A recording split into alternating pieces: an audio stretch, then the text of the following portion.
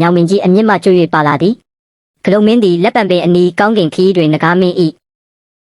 ဝမ်းကိုခွဲကနဂါစီကိုဝအောင်စား၍မြတ်စွာဘုရားသည်ဇေတဝန်ကျောင်းတော်၌တည်င်းသုံးစဉ်ယဟန်900ကိလေသာနှိပ်စက်သည်ကိုမြင်တော်မူ၍ယဟန်တို့ရွှရှာတင်သောအရာ၌ရွှရှာတင်ပေသည်ကိလေသာဟုသည်တိုးပွားလာလျင်ညောင်ပင်သည်အခြားတစ်ပင်ကိုမျိုးတက်တကဲ့သို့မျိုးတက်ကုန်၏ဟုမိန့်တော်မူကာအတိတ်ဆက်ကိုဟောကြားတော်မူလေ၏ရှေးအခါကဘာရဏတိပြည်ပြမတက်မင်းကြီးဆိုးဆန်စဉ်ဖះလောင်းသည်လက်ပံပင်ကြီး၌ရုပ်ကဆိုးဖြစ်၏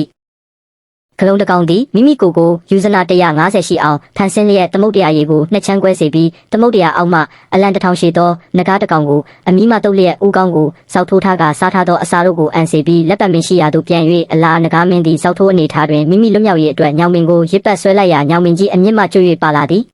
ဂလုံးမင်းသည်လက်ပံပင်အနီးကောင်းကင်ခီးတွင်နဂါးမင်း၏ဝမ်းကိုခွဲကနဂါးစီကိုဝအောင်စား၍နဂါးကိုသမုတ်တရား၌ပြစ်ချရာတွင်ညောင်ပင်မှပါသွားလေရာညောင်ပင်မှပါလာသောငှက်မတကောင်သည်လက်ပံပင်ခွကြားတွင်နားလေသည်ရုပ်ကဆိုးနှက်သည်ငှက်မကိုမြင်လျင်ထိတ်လန့်တုန်လှုပ်သွားလက်ပံပင်ကြီးအရင်မြစ်အထိလှုပ်တော့လေသည်ထိုအခါဂလုံမင်းကအိုးရုပ်ကဆိုးငါသည်